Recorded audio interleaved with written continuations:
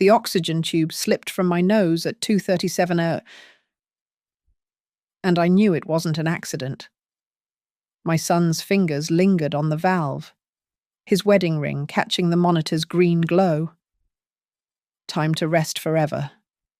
Mom, he whispered, believing I was too weak to hear, too medicated to remember. He was wrong about both. At 66, I'd built an empire from nothing, survived my husband's death, and raised 2 children alone. Did he really think a little pneumonia would be enough to fool me? I kept my eyes closed, counting his breaths, memorizing his words. The real question wasn't whether I'd survive the night. It was how much I'd let him believe he'd won before I stood up first.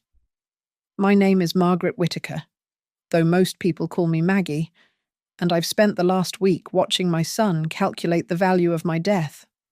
From my hospital bed at Cedar Ridge Medical Center, I could see him through the doorway, hunched over his phone in the visitor's lounge, fingers dancing across a calculator app. The fluorescent lights made his face look gaunt, desperate. Or maybe that was just who Dylan had become at 39. Failed real estate ventures, a startup that burned through investor money. And now, according to the collection notices I'd glimpsed in his jacket pocket, $185,000 in debt. The pneumonia had hit me hard after Denver's brutal February cold snap.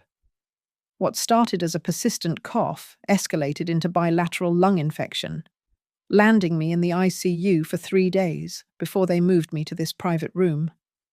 Dr.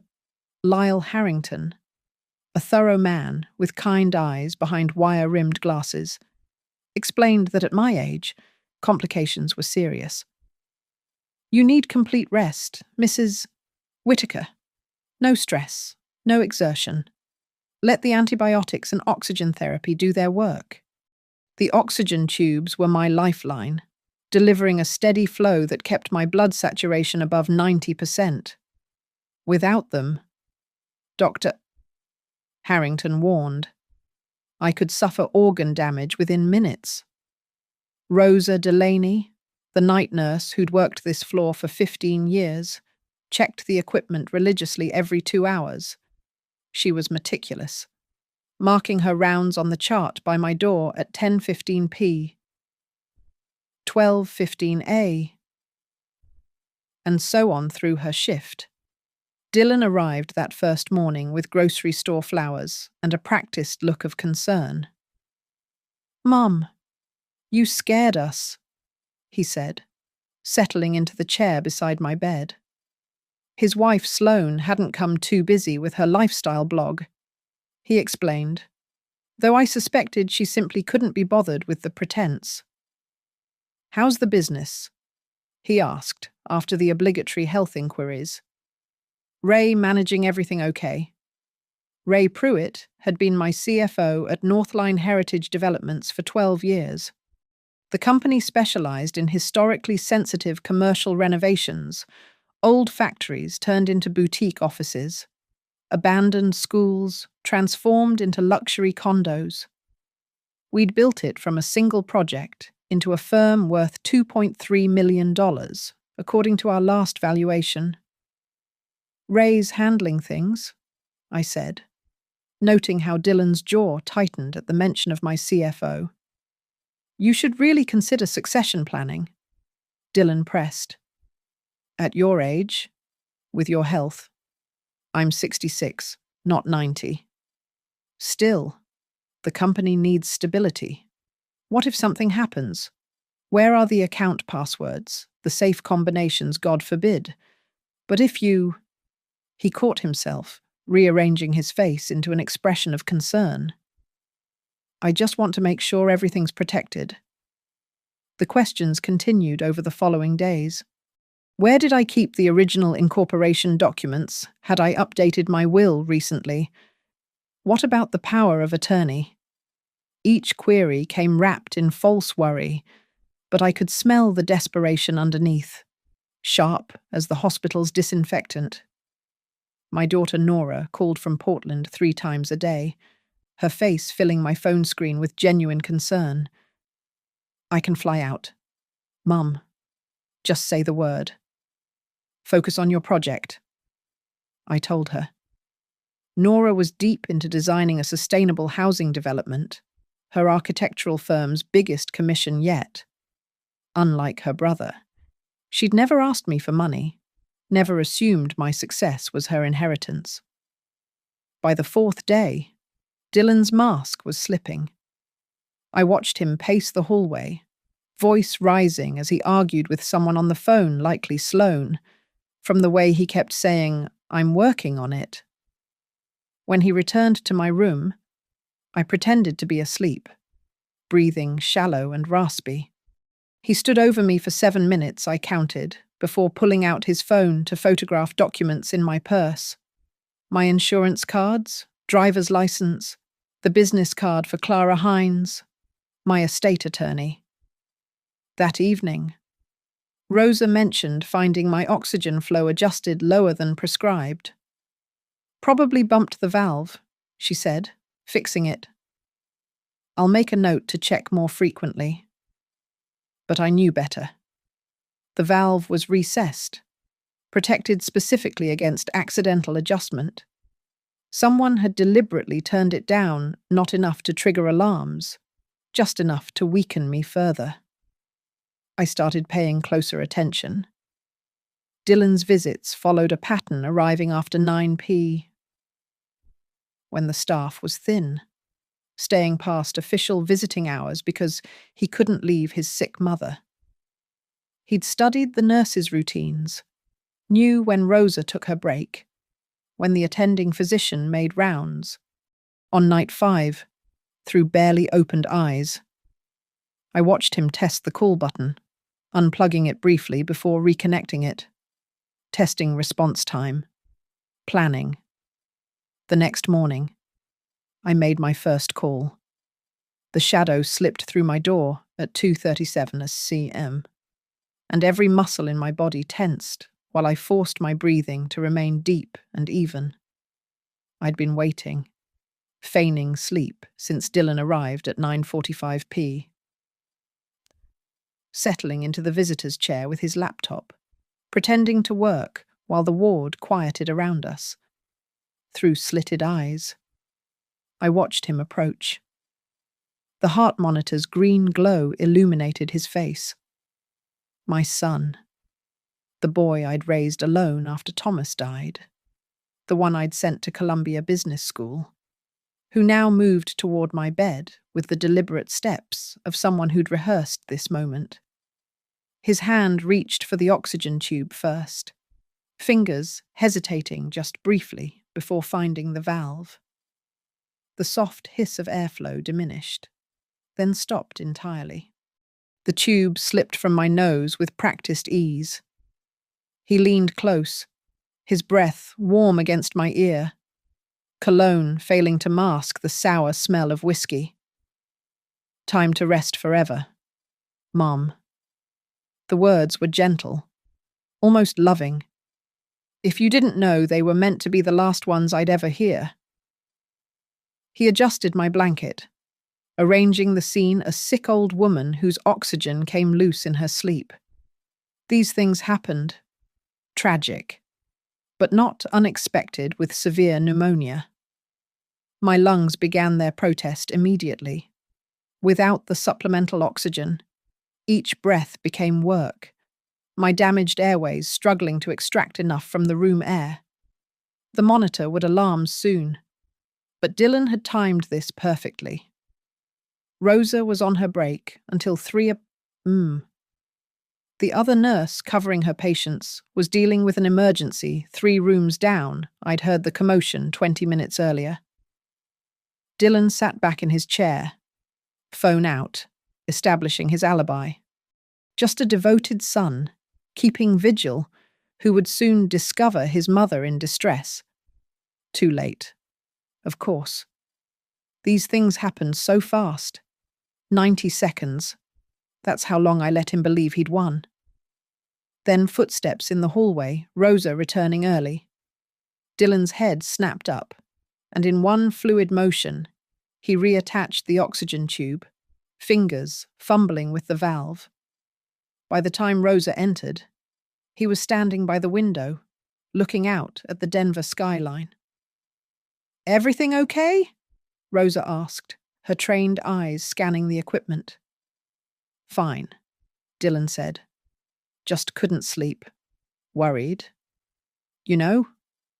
Rosa moved to my bedside, checking the connections with the thoroughness that made her excellent at her job. Her fingers found the valve not quite at the prescribed setting. "That's odd," she muttered, adjusting it. She made a note on her tablet, then studied the monitor's history function. "Mr. Whitaker. The log shows the oxygen flow was interrupted for approximately 90 seconds. Did you notice anything?" "No, I must have dozed off." Rosa's expression remained neutral, but I saw her thumb move to the emergency call button, not pressing, just resting there. "I'll need to report this to Dr. Harrington. Equipment malfunction. Potentially." After she left, Dylan stood frozen by the window. I kept my breathing steady, fighting the urge to gasp, to fill my traumatized lungs with deep gulps of air. He stayed another hour, until 4, watching me, waiting to see if I'd wake, if I'd remember. I gave him nothing. The moment his footsteps faded down the hallway, I opened my eyes fully. My chest ached, and my head pounded from oxygen deprivation, but my mind was crystal clear. I reached for my phone, hands shaking not from weakness, but from rage. Clara Hines answered on the third ring, alert despite the hour. Criminal defense attorneys, even those who'd transitioned to estate law, kept odd hours. "Maggie, what's wrong? How quickly can you get here with your laptop and a notary? 20 minutes? Should I call the police?" "Not yet.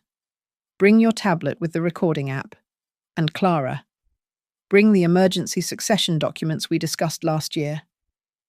While I waited, I called Ray Pruitt, waking him without apology. "Ray, I need you to freeze all company accounts first thing this morning. Remove Dylan's emergency access, all of it." "Maggie, what's happened?" "My son just tried to kill me." The silence stretched across the line before Ray's voice returned. Harder now. "I'll handle it. I've had concerns about some recent inquiries someone's been calling claiming to be your representative, asking about liquidation values." Rosa returned at 5 a.m. for routine rounds, finding me wide awake. "Mrs. Whitaker, about earlier." "Sit down, Rosa." I pulled myself upright, no longer playing the invalid. "I need you to document everything you saw tonight, every detail. And I need you to pull the equipment logs for the last week, especially any anomalies with the oxygen system." Her eyes widened, but she nodded. "I've been keeping notes. Unofficial ones. Your son. He asks strange questions. About morphine doses. About how long someone can survive without oxygen. About whether the monitors can be silenced. Will you testify to that if needed?" "Absolutely." The sun was rising over the Rockies when Clara arrived. Not alone, but with Mark DeSoto, the hospital's head of security. The next hours would be crucial.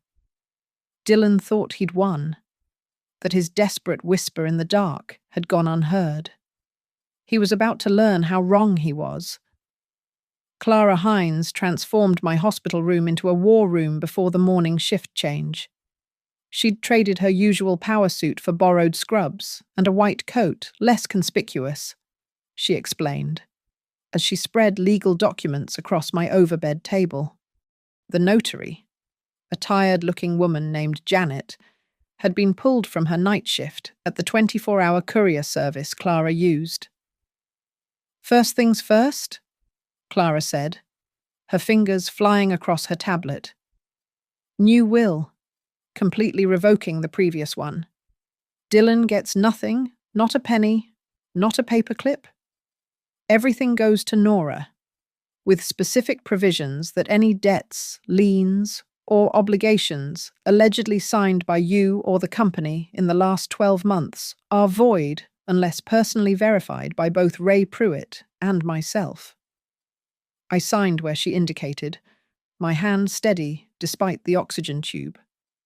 Janet notarized each page with mechanical precision, checking my ID twice. Now, power of attorney, Clara continued. I'm revoking Dylan's emergency medical proxy and financial power of attorney, effective immediately. Nora becomes primary, Ray secondary for business matters. Mark DeSoto stood by the door, his security badge catching the morning light. Mrs. Whitaker. I've pulled the corridor footage from the last week. Your son's visits correspond with every documented equipment irregularity. Rosa's reports confirm it. I want cameras in this room, I said. Hidden ones. Mark nodded. Already arranged. We installed them 2 hours ago, one in the smoke detector, another in the wall clock. They feed directly to my office and create time-stamped recordings. We also added a silent alarm button. He pressed a small device into my hand. Push this, and security responds immediately. No audio alert to tip anyone off. Dr. Harrington arrived at 7:15 a.m., his usually kind face grave. Rosa briefed me. Maggie, this is serious. Attempted murder. Is exactly what it is, I finished. But I need more evidence. One interrupted oxygen flow could be explained away. I need him to try again. Absolutely not, Dr. Harrington protested. Your lungs are still recovering. Another hypoxic event could cause permanent damage. Then we'd better make sure security responds quickly. I turned to Clara. What about the financial investigation? Ray Pruitt entered then, carrying a banker's box. His expression told me everything before he spoke. It's worse than we thought. Dylan's been busy. He pulled out folders, spreading them on the bed. Forged signatures on 3 loan applications totaling $185,000, using your personal assets as collateral. A sales contract for the North Line building, allegedly signed by you last week while you were in the ICU. And this. He held up a document that made my blood run cold. A power of attorney dated tomorrow, granting Dylan complete control over all my affairs due to my mental incapacitation from oxygen deprivation. He predated it. Clara grabbed the paper, studying it. The notary seal is fake, but good enough to fool a bank for a few crucial days, long enough to liquidate everything. There's more, Ray continued. I found emails on the company server Dylan's been corresponding with someone about expediting the inheritance. The language is careful, but the meaning is clear. I thought of my son as a child, how he'd cried when his goldfish died, how he'd held my hand at his father's funeral. When had that boy become this stranger? Nora needs to know, I said. I'll call her, Clara offered, but I shook my head. No, she should hear this from me. The FaceTime connection was clear, showing Nora in her Portland office, blueprints visible behind her. Her face went from concerned to horrified as I explained everything. I'm getting on the next flight, she said. No. Stay there. Document everything from your end, any strange calls, requests for information, anything. Dylan might have approached you too. Actually, Nora paused. Sloane called yesterday. Said she was planning a surprise party for your recovery. Wanted to know about your favorite things. But the questions were odd about your banking passwords, where you keep important papers. I thought she was being typically tactless.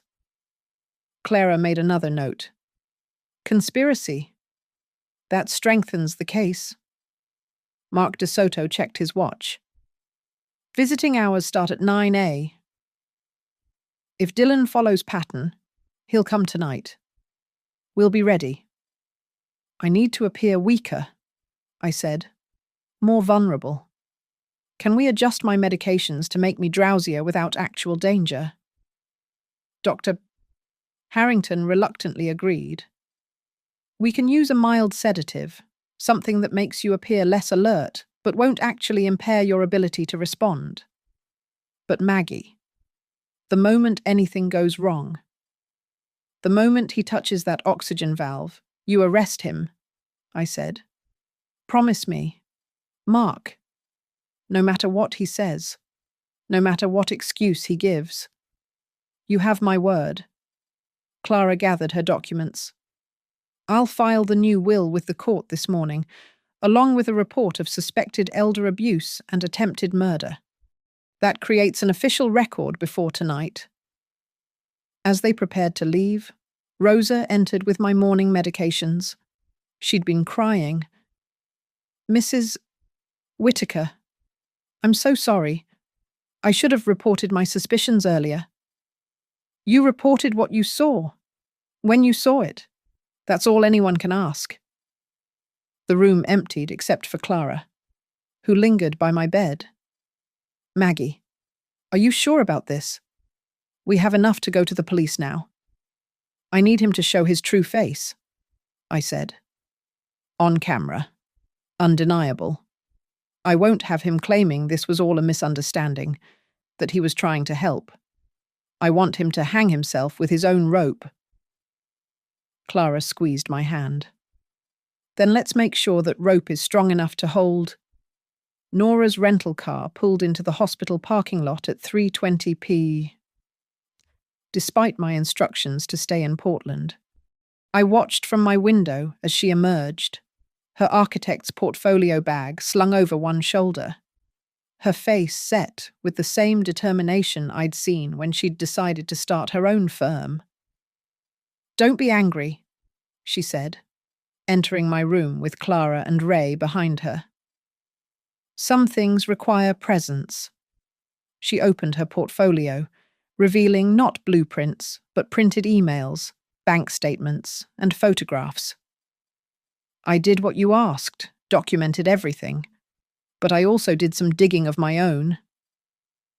The first photograph showed Dylan and Sloane at a luxury car dealership, dated 2 days after I'd been admitted. The second showed them with a real estate agent outside a $700,000 house in Cherry Creek. The third made my stomach turn Dylan in my home office, photographing documents. Your neighbor, Mrs. Chen, has a son who works in IT. Nora explained. He helped me access the cloud backup from your home security system. Dylan's been in your house every night since you've been here. Ray pulled out his laptop. That explains these. He showed me flagged transactions, attempted wire transfers from company accounts, all blocked by the freeze I'd ordered. He's been trying to move money since getting increasingly desperate. Look at the amounts: $50,000, $30,000, even attempting $500 from petty cash. He knows we're onto him, Clara said, which makes tonight even more dangerous. I shifted in bed, feeling the weight of the silent alarm in my palm. Then we give him what he wants, a dying mother too weak to fight back. We spent the next 2 hours refining the trap. Clara coached me on appearing sedated without overacting. Mark DeSoto tested the cameras, ensuring every angle was covered. Rosa adjusted the monitors to look concerning, but not critical heart rate slightly elevated. Oxygen saturation at 91%, just above the alarm threshold. I've also prepared this, Ray said, producing a folder marked Confidential estate planning. Leave it visible, but not obvious. If he sees it, he'll think you've been hiding something. Inside were fake documents, accounts I didn't have, properties that didn't exist, but with enough real information to seem legitimate. The crown jewel was a fabricated offshore account statement showing $800,000.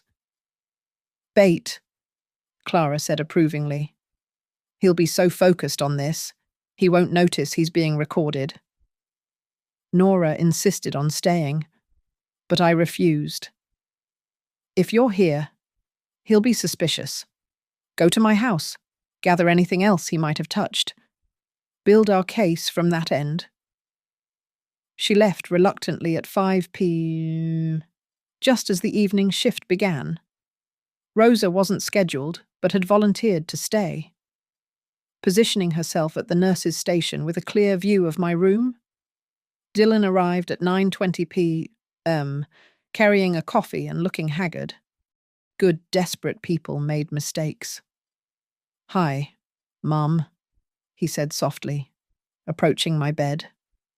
I kept my eyes closed, breathing shallow and raspy, the sedative making it easier to appear disconnected.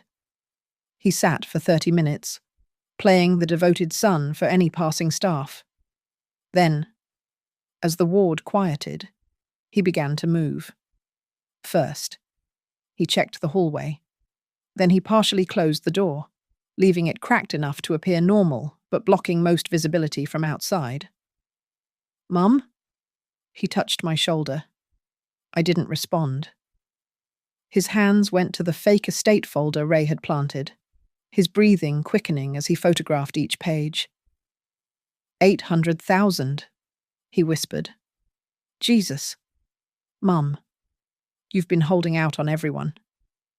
I heard him dialing his phone. Sloane's voice came through, tinny but audible. Did you find it? More than we thought? There's an offshore account. We can access it once she's gone. Then stop wasting time. The nurse is off the floor for another 20 minutes. Do it now. My son, my child, walked to my bedside with purpose. This time, he didn't hesitate. The oxygen tube came off smoothly. The valve turned completely closed. But he'd learned from last time. He took the backup oxygen tank in the corner, wheeling it just out of reach, then disconnected its regulator. "I'm sorry, Mum," he said, but his voice held no sorrow. "You should have just given me the money when I asked. All those years, watching you succeed while I failed. Do you know what that's like? Being Margaret Whittaker's disappointing son." He pulled the visitor's chair close, settling in to watch me die. "Sloane's pregnant. Did you know that we haven't told anyone? Your grandchild will inherit everything raised right, not to be weak like me, not to beg for scraps from family." My lungs were burning now, each breath a struggle. But I held on, watching the red recording light hidden in the smoke detector, waiting for him to say more. "The nurse will find you at 3 he continued. "I'll be asleep in the chair, devastated when she wakes me. The oxygen line came loose happens with restless patience. Tragic." He leaned closer, and I could smell his cologne again, see his wedding ring catching the monitor's light. "Nora will be upset, but she has her own money. She never needed yours like I did. Like I do." Through my barely open eyes, I saw him pull out his phone, starting to text someone, probably Sloane, confirming the deed was done. His fingers moved quickly across the screen, already spending money that would never be his. That's when I pressed the silent alarm. The response was immediate but subtle, no sirens, no rushing feet. Just Rosa appearing in the doorway, followed by Mark DeSoto and Dr. Harrington. Dylan didn't notice them at first, too absorbed in his phone, in his plans. Mr. Whitaker. Mark's voice was professionally calm. Please step away from your mother. Dylan's head snapped up, his face cycling through confusion, fear, and finally, desperate calculation. He stood slowly, hands visible, the perfect picture of innocence. I don't understand. I was just sitting with her. Is something wrong? That's when I opened my eyes fully and sat up. The look on Dylan's face when I sat up that moment, when his carefully constructed plan shattered, was worth every second of oxygen deprivation. His mouth opened, closed, opened again, like a fish pulled from water. Hello, son, I said, my voice steady despite my burning lungs. Rosa immediately moved to reattach the oxygen, but I held up my hand, stopping her. Not yet. I needed to speak clearly, without the muffling of the tube. Mum, I thought you were dying. That was the plan, wasn't it? I reached for the bedside table, picking up the fake estate documents he'd photographed. $800,000, quite a sum. Too bad it doesn't exist. Dylan's eyes darted between the papers and the security camera he'd just noticed in the smoke detector. This is a misunderstanding. I was checking on you. The oxygen came loose. At 2:37 a.m. 3 nights ago. I interrupted. And again tonight at 9:53 p.m. Both times immediately after you verified Rosa was on break. Both times after you disconnected the backup oxygen tank first. Very thorough. Dylan, your father would be, well, he would be destroyed to see what you've become. Dr. Harrington stepped forward with a tablet showing my vitals. Mrs. Whitaker's oxygen saturation dropped to 82%. Another 3 minutes, and she would have suffered potentially fatal hypoxic brain injury. We have it all recorded video and medical telemetry synchronized. Dylan's composure finally cracked. You set me up.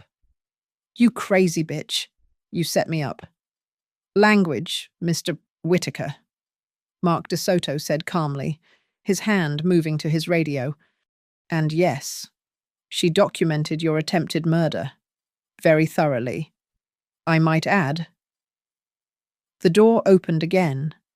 Clara entered with 2 uniformed police officers, but she wasn't alone.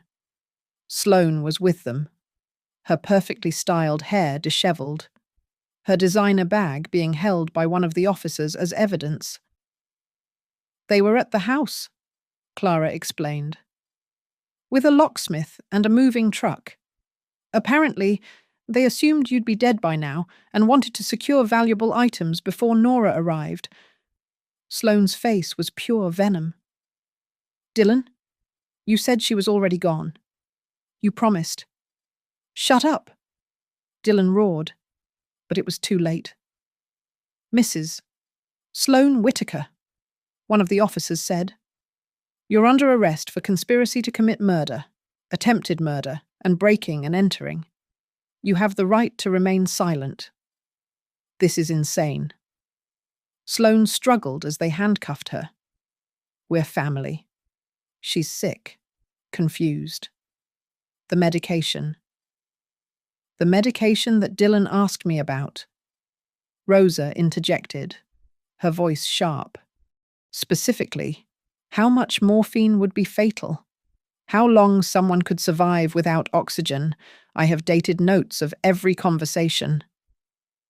I finally let Rosa attach the oxygen tube, taking deep breaths as Mark pulled up the video on his tablet. The screen showed Dylan clearly disconnecting my oxygen, showed him wheeling away the backup tank, showed him pulling the chair close to watch me die. But it was the audio that damned him completely, his confession about the money, about raising his child with my wealth, about making it look like an accident. Dylan Whitaker, the second officer said, moving toward my son. You're under arrest for attempted murder, elder abuse, fraud, and conspiracy to commit murder. Dylan's last attempt at manipulation was almost pathetic. Mum, please, think about your grandchild. Sloane's pregnant. We were desperate. We made a mistake. But family forgives family. Right. That's what you always taught us. I looked at this stranger wearing my son's face. Sloane's not pregnant. Dylan. The fertility clinic called my emergency contact number by mistake last week. You're 6 months behind on payments for IVF consultations that never resulted in a pregnancy. Just another lie. His face went white. Even Sloane looked stunned, apparently. He'd been lying to her, too. You want to know what family means? I continued. Nora flew here against my wishes to protect me. Ray's been working 18-hour days to safeguard the company I built. Rosa stayed past her shift to watch over me. Clara left her grandson's birthday party to rewrite my will at 4 a.m. That's family chosen and earned, not entitled by blood. The officers cuffed Dylan, his expensive watch catching the light one last time. He tried once more. I'm your son. Your only son. No, I said quietly. My son died somewhere between Columbia graduation and tonight. You're just the man who tried to murder me for money. As they led him toward the door, Dylan turned back. How long have you known? Since you asked me where I keep the spare key to the safe, I replied. 3 months ago. You've never needed that information unless you were planning something. So I started watching, recording, preparing. Clara pulled out a thick folder. We have everything. Dylan, the forged loan documents, the fake power of attorney, the attempted wire transfers, even your search history, how long for inheritance after death. Contesting wills in Colorado. Signs of oxygen deprivation in elderly. You might have deleted them from your devices, but the router logs everything. Sloane broke down crying, whether from fear or fury. I couldn't tell. You destroyed us, she screamed at Dylan. You said it would be easy, that she was already dying. I suggest you both remain silent until you have attorneys, Clara advised coldly. As the officers led them out, I heard Dylan one last time. I'm still your son. You'll regret this. I'm your blood. The room fell silent after they left. Rosa checked my vitals again while Dr. Harrington reviewed my oxygen levels. Mark began downloading all the security footage for evidence. Are you all right? Clara asked, sitting beside my bed. I thought about the question. My son had tried to murder me. My daughter-in-law had helped plan it. They'd valued my death at $2.3 million, plus whatever they could steal from my home. I'm alive, I said finally. That's more than Dylan intended. The courtroom was smaller than I'd expected for an attempted murder trial. 6 months had passed since that night at Cedar Ridge Medical Center, and I'd spent them rebuilding my health, my company, my sense of security. Now, sitting in the prosecutor's witness box, I faced my son for the first time since his arrest. Dylan had lost weight in jail, his expensive suits replaced by a borrowed court outfit that hung loose on his frame. But his eyes, those remained calculating, still searching for an angle, an escape route. Beside him, his defense attorney, Marcus Webb, shuffled papers with the nervous energy of a man who knew he was defending the indefensible. Mrs. Whitaker. The prosecutor, District Attorney Sarah Morrison, began. Can you identify the man who attempted to end your life on February 15th of this year? I looked directly at Dylan. My son, Dylan Thomas Whitaker. And can you describe the events of that evening? I recounted everything: the disconnected oxygen, his whispered, "time to rest forever," the way he'd rolled the backup tank out of reach. The courtroom was silent, except for the court reporter's keys and someone crying softly in the gallery. I didn't turn to look, but I recognized Sloane's mother's perfume. The defense will argue this was a misunderstanding, Sarah continued, that Mr. Whitaker was simply a concerned son. What evidence contradicts this? Besides the video, I pulled out my phone, showing screenshots I'd saved. 3 days before my hospitalization, Dylan texted me asking about my life insurance policies. When I didn't respond immediately, he called Ray Pruitt, my CFO, claiming I'd authorized him to liquidate certain company assets. Ray found that suspicious and alerted me. Sarah introduced the security footage into evidence. The courtroom watched Dylan methodically disconnect my oxygen, check the hallway, pull his chair close to watch me struggle. Several jurors looked away when the audio captured his confession about the money. Marcus Webb stood for cross-examination, his strategy transparent from his first question. Mrs.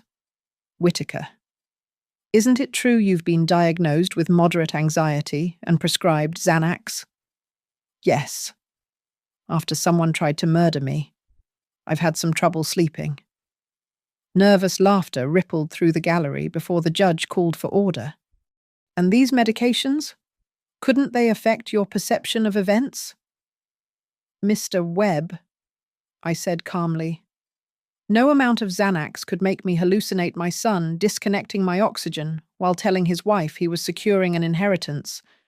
We have video, we have audio, we have medical telemetry showing my oxygen saturation dropping to life-threatening levels. What we don't have is any reasonable explanation for why my son was manipulating life support equipment at 9:53 p.m. Webb tried another angle. Your relationship with Dylan had been strained for years, hadn't it? You favored your daughter Nora. I loved both my children equally, but love doesn't mean enabling destructive behavior. Dylan came to me 14 times in the past 5 years, asking for money to cover failed investments. I helped him the first 8 times, nearly $300,000 total. When I finally said no, our relationship changed. So you cut him off, left him desperate. Sarah objected, but I answered anyway. I offered him a position at my company, decent salary, chance to learn the business. He said he didn't want to be another employee. He wanted to inherit, not earn. The prosecutor called Rosa Delaney next. She testified about Dylan's suspicious behavior, his questions about medication, the pattern of equipment malfunctions coinciding with his visits. Her documentation was meticulous: times, dates, direct quotes. Ray Pruitt followed, presenting the financial fraud evidence, the forged signatures, the attempted wire transfers, the fake power of attorney dated the day after my planned death. In 30 years of financial management, Ray said, I've never seen such a coordinated attempt to steal someone's entire life's work. Dr. Harrington explained the medical aspects, how 3 more minutes without oxygen would have caused irreversible brain damage or death. How the pattern of disconnections showed deliberate intent, not accidental dislodging. Then came the surprise witness, Sloane, who'd taken a plea deal. She walked to the stand in a conservative dress I'd never seen her wear, her usual confidence replaced by something brittle. Her testimony was devastating. Dylan started planning this 3 months ago, she said, avoiding his furious stare. When Margaret turned down his last request for money, he said she was old, sick, that it would be merciful. that we were just accelerating the inevitable. "Did you believe that?" Sarah asked. "I wanted to. We were drowning in debt. Dylan had borrowed from some dangerous people. He said it was them or his mother, and she'd had a good life." "What changed your mind about testifying?" Sloane finally looked at me. "The baby thing. When Margaret revealed Dylan had been lying about me being pregnant, I realized if he could lie to me about that, create this whole fantasy about our future child inheriting everything, then nothing he'd told me was true. He used me just like he tried to use everyone else." Marcus Webb's closing argument was desperate, painting Dylan as a son pushed to extremity by financial pressure and a cold, withholding mother. But the jury had seen the videos, heard the confession, watched Dylan disconnect life-saving equipment with casual efficiency. Sarah Morrison's closing was simpler. "This isn't about family dysfunction or financial pressure. It's about attempted murder. Premeditated, calculated attempted murder of a mother by her son for money. Nothing more. Nothing less." The jury deliberated for 2 hours. When they returned, Dylan stood, still somehow expecting sympathy, mercy, the family forgiveness he'd counted on. "On the count of attempted murder in the first degree, we find the defendant guilty. On the count of conspiracy to commit murder, we find the defendant guilty. On the count of elder abuse, we find the defendant guilty." The foreman continued through all 12 counts, guilty on every single one. Dylan turned to me as the bailiffs approached. "Mum, please, tell them you forgive me. Tell them."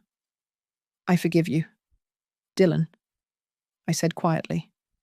"But forgiveness doesn't erase consequences. You made your choices. Now live with them." As they led him away, he screamed that I'd destroyed his life, that a real mother would have saved him.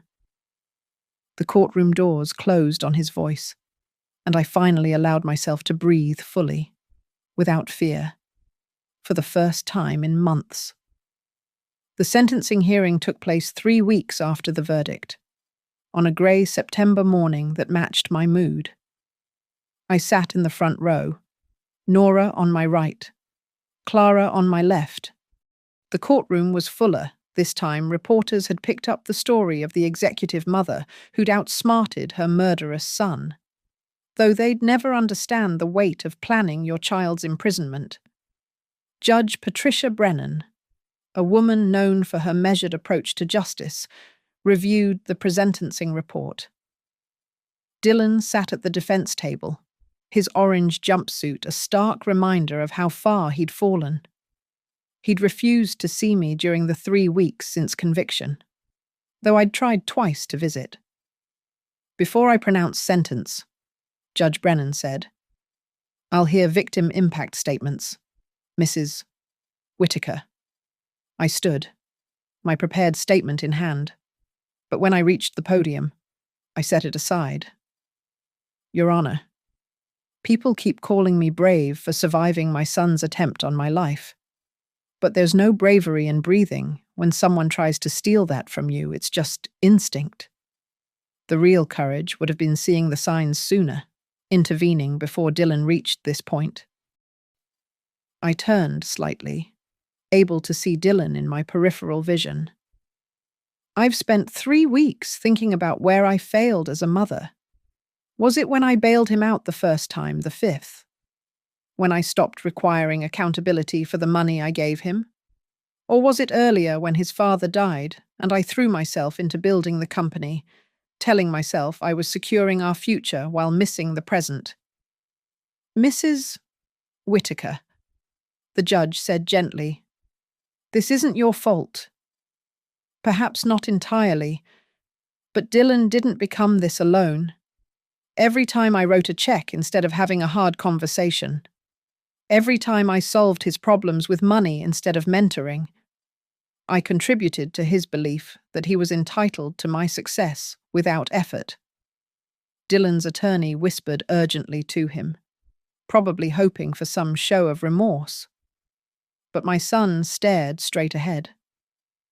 That night in the hospital, I continued, Dylan said something that haunts me.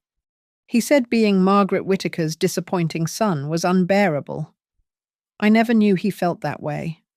I never told him that my pride in my children wasn't tied to their success, but to their character. Nora knows this because she never needed to test it. Dylan never believed it because I never thought to say it. "What are you asking of the court?" Judge Brennan asked.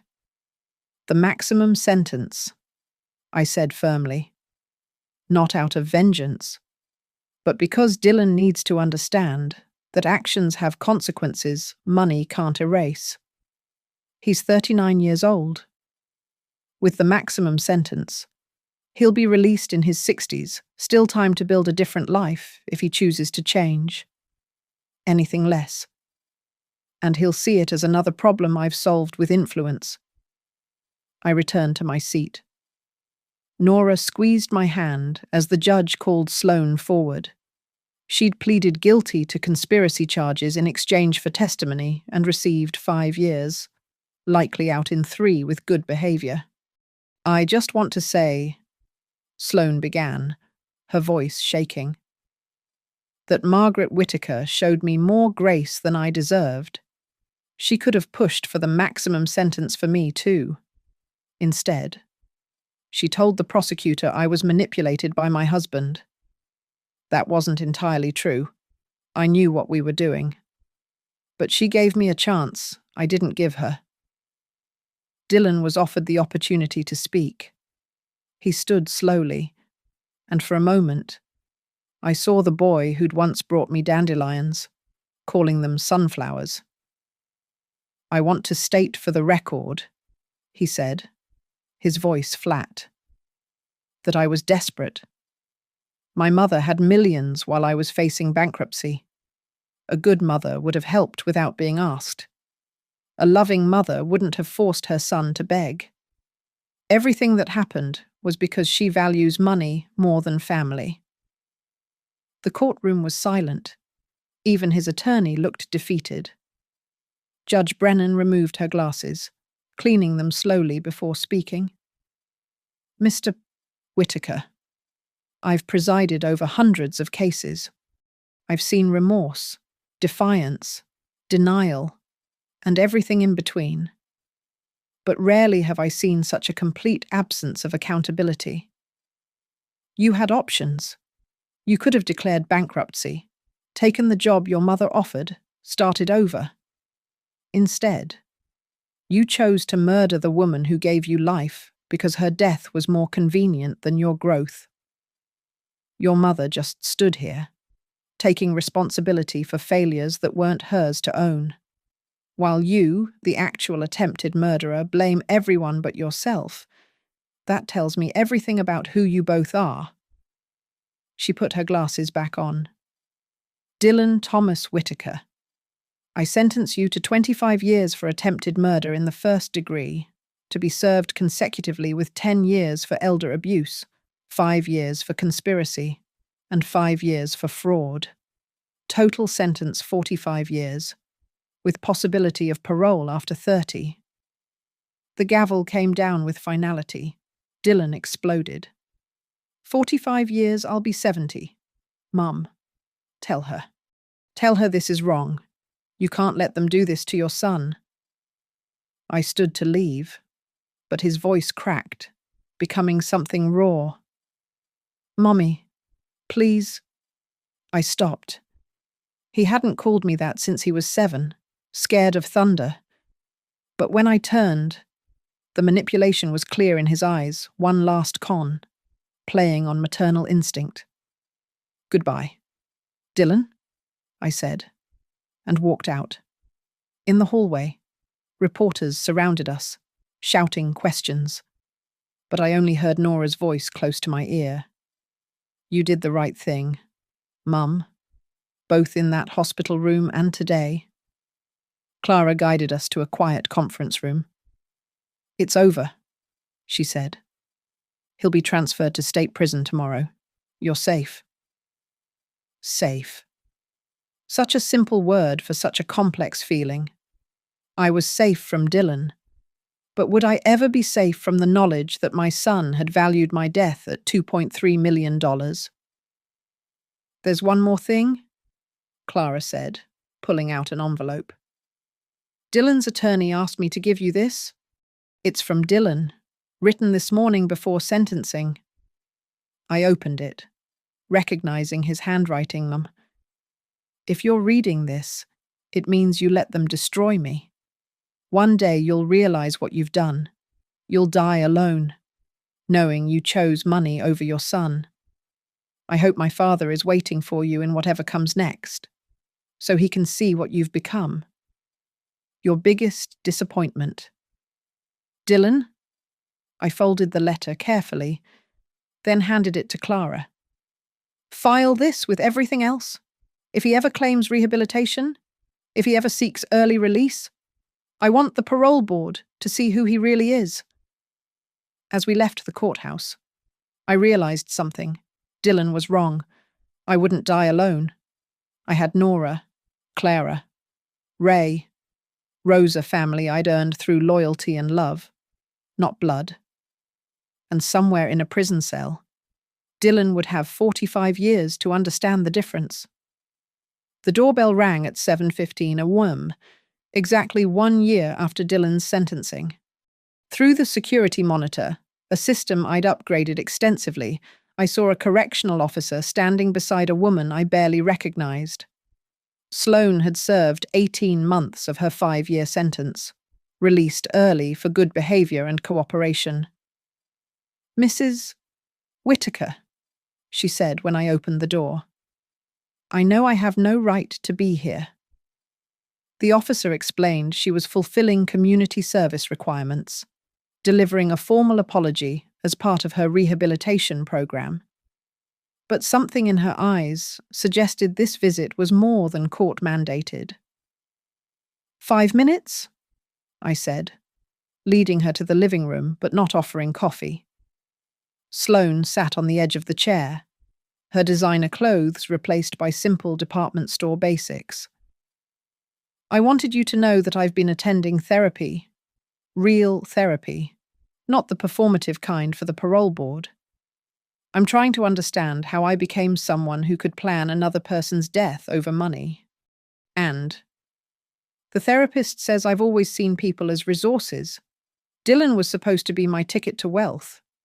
When that failed, you became the obstacle to remove. I never saw you as his mother, as a person. Just a problem to solve." She pulled out an envelope. "I've been working at a medical supply company. It's minimum wage, but honest. This is the first payment toward the restitution. $17. I know it's insulting given what we tried to steal. But keep it," I said. "Use it for therapy." Sloane stood to leave, then paused.